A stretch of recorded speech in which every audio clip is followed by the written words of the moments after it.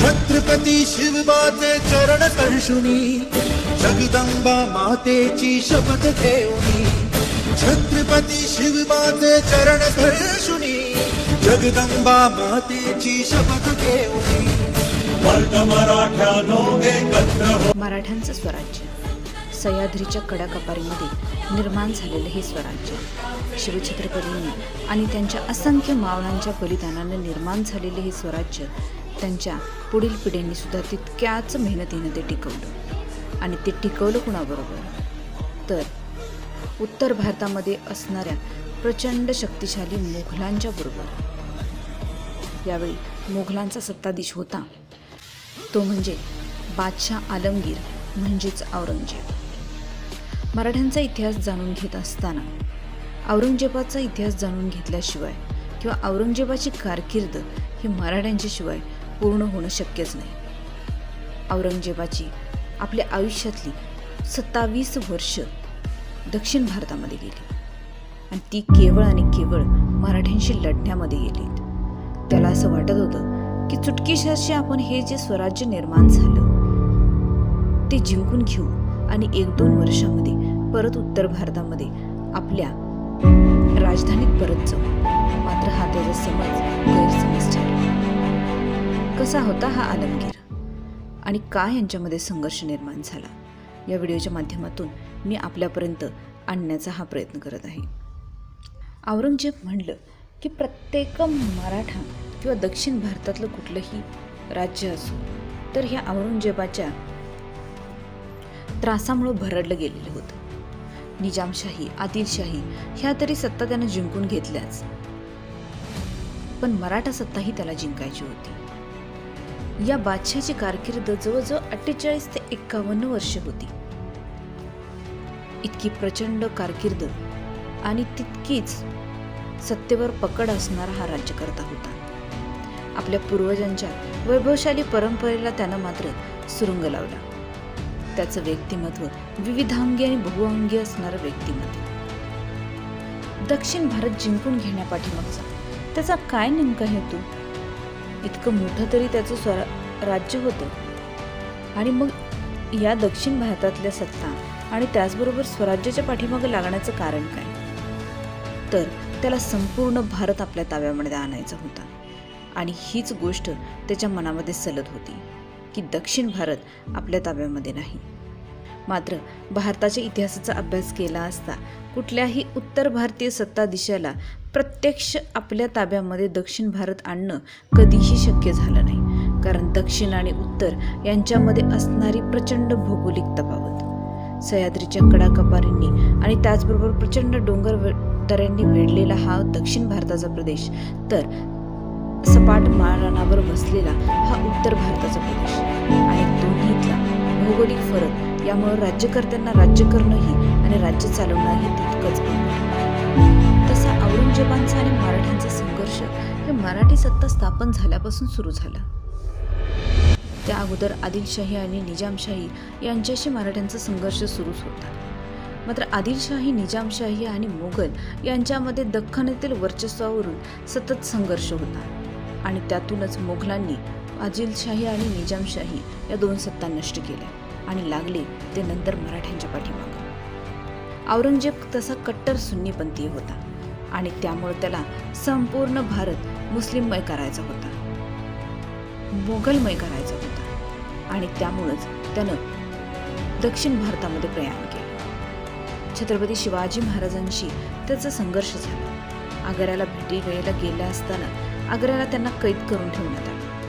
मात्र राजपुतांची ऐनवेळी झालेली शिवाजी महाराजांना मदत आणि त्यातून शिवाजी महाराजांच्या युक्तीनं ते निसटून महाराष्ट्रामध्ये परत दाखल झाले. मात्र औरंगजेबाच्या मनात ही खंत कायमस्वरूपी राहिली की जेव्हा शिवाजी सापडलेला होता तेव्हाच तिथंच त्याला ठार करायला पाहिजे होतं.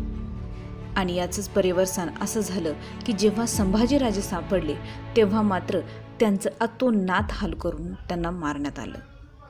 औरंगजेब हा आपल्या तरुण वयामध्ये दख्खनचा सुभेदार राहिलेला होता आणि त्यामुळं त्याला दख्खनविषयी विशेष प्रेम वाटत होतं आणि तो भाग आपल्या राज्यामध्ये असावा, तिथं कोणी इतर राज्यकर्ता नसावा, हे एक त्याचं स्वप्न होतं. आणि या स्वप्नाच्या पाठीमागच तो धावत धावत दक्षिण भारतामध्ये आला. मात्र मराठ्यांनी त्याला इतका कडक आणि चिवट प्रतिकार केला की त्याचं संपूर्ण आयुष्य इथं जाईल. आणि याचाच परिणाम म्हणजे त्याच्या मृत्यूनंतर केवळ 20च वर्षात मुघल साम्राज्याचे अनेक तुकडे पडले. औरंगजेबाच्या आयुष्यातील ही सर्वात मोठी चूक होती की छोट्याशा दख्खनच्या लोभापोटी त्यानं उत्तर भारतातलं खूप मोठं साम्राज्य गमावलं.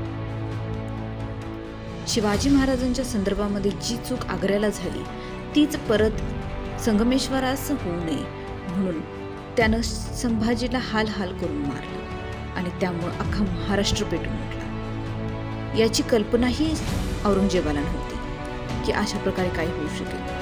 धनाजी, संताजी, राजाराम महाराज आणि त्यानंतर ताराबाई हिनं अत्यंत चिवट प्रतिकार औरंगजेबाला केला.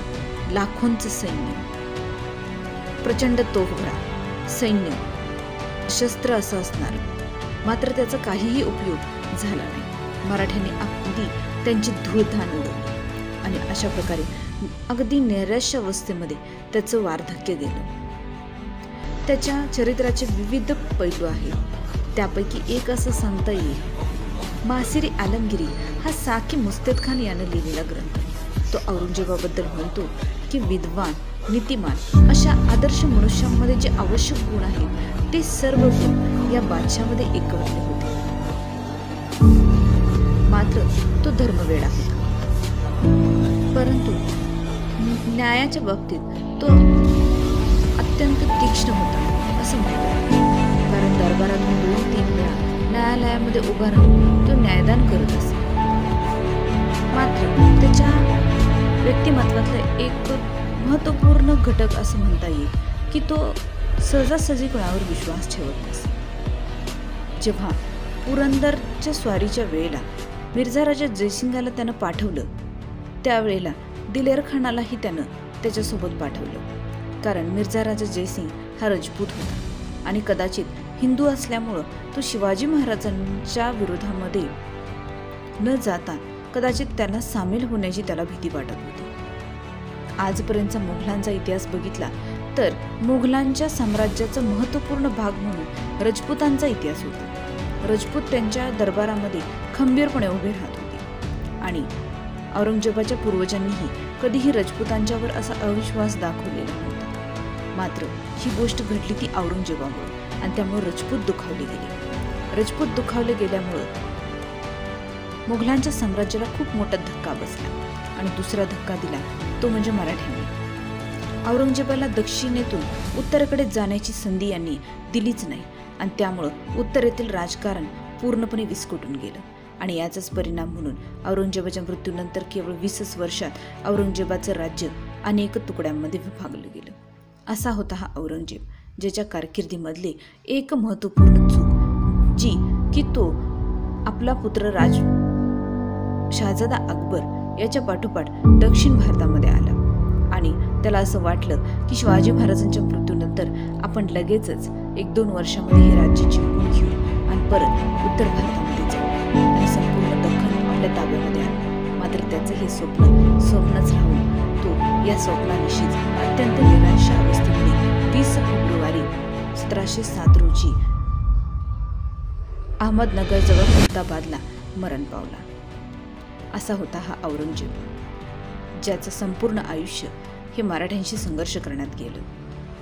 धन्य ते मराठी आणि त्यांची शूरता, ज्यांनी लाखाच्या फौजेला सुद्धा केवळ हजाराच्या फौजेमध्ये मात दिली आणि शिवाजी राजांनी उभं केलेलं स्वराज्य हे कायमपर्यंत टिकवून ठेवलं.